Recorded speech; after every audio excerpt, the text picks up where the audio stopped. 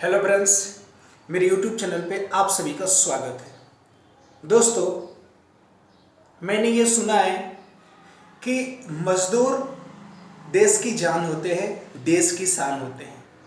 उनकी वजह से देश की इकोनॉमी चलती है।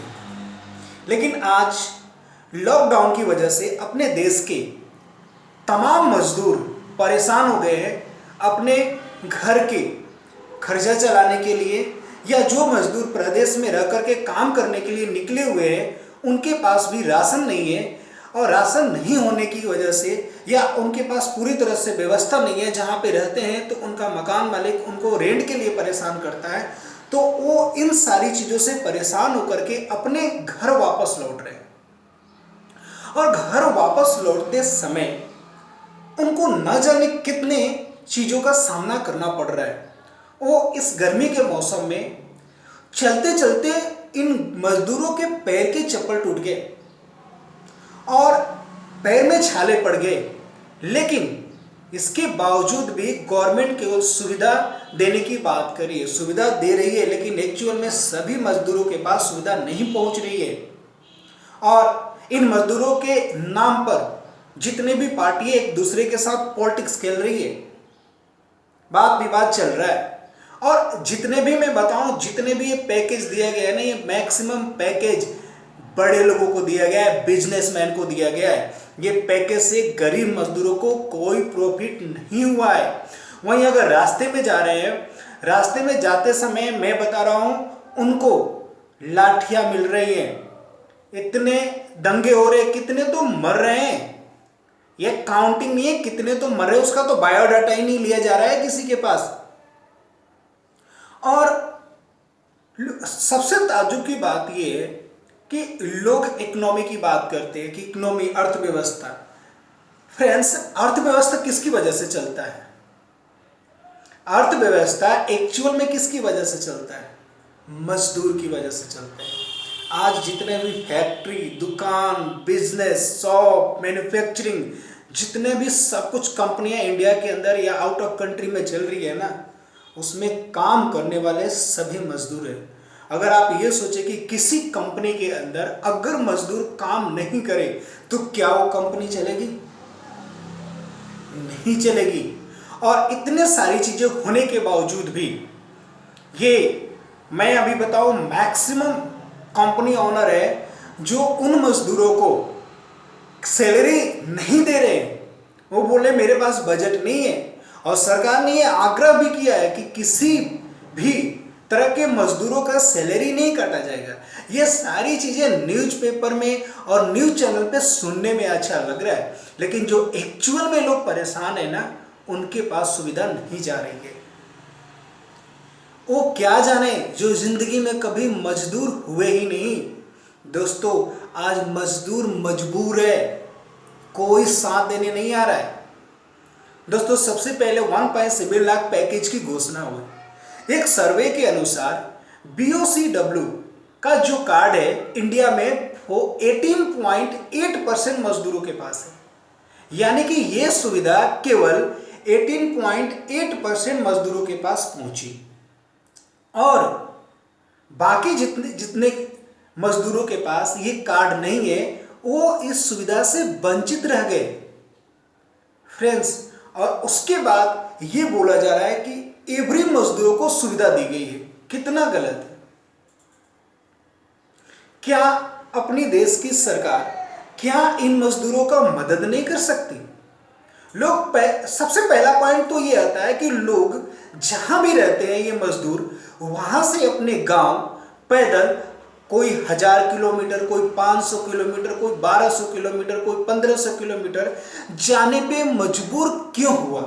आप मुझे बताएं कि अगर उनको सही तरीके से सुविधा मिलती, खाने की, रहने की व्यवस्था होती या उनके वतन जाने की व्यवस्था होती, तो वो पैदल क्यों चलती?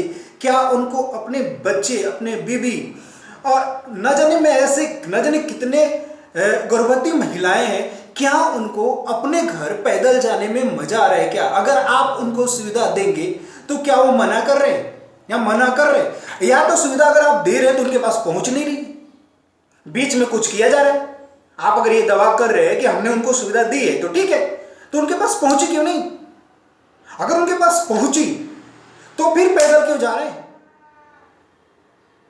न्यूज चैनल पर अगर आप अगर बोले कि नहीं हमने तो सबको सुविधा दी है, ठीक है, तो ये पैदल चल रहे हैं जो न्यूज चैनल पे दिखाया जा रहा है, ये सब झूठ है, ये बकवास है। देश में जो कुछ भी आज चल रहा है ना, वो आज इस मजदूरों की वजह से चल रहा है। और आज मजदूर इतना मजबूर हो गया ना कि लोग केवल प्रोत्साहन दे रहे हैं कि हम उनको हेल्प कर रहे हैं।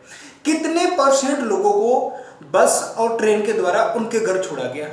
गवर्नमेंट तो दावा खूब कर रही है, मैं बोल रहा हूँ 30% भी नहीं हुआ होगा, क्योंकि आप किसी भी हाईवे पर जाकर के देखें, आपको हजारों की संख्या में मजदूर रास्ते में चलते हुए दिख जाएंगे।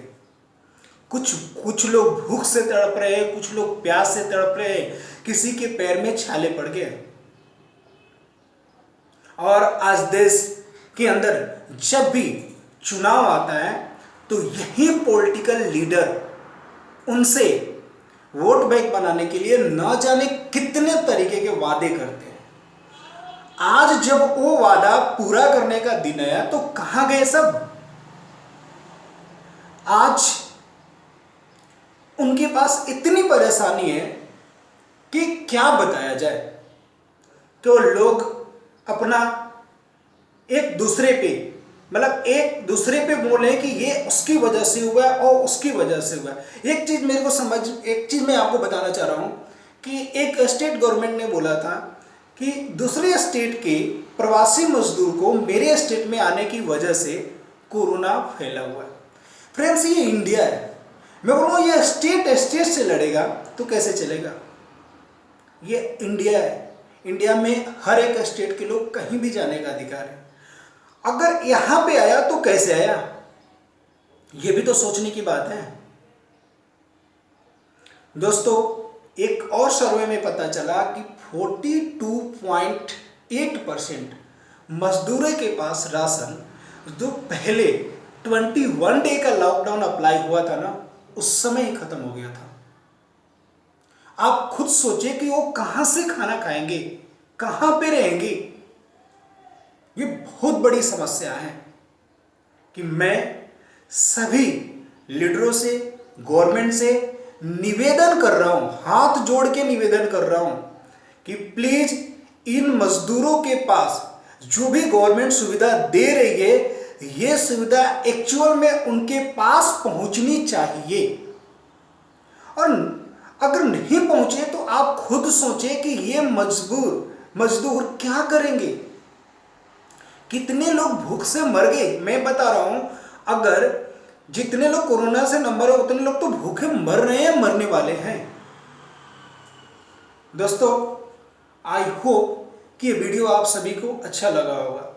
दोस्तों, मजदूरों की हालत देख करके मतलब अच्छा नहीं लग रहा है। न जाने कौन सी सदी आ गई और क्या हो गया।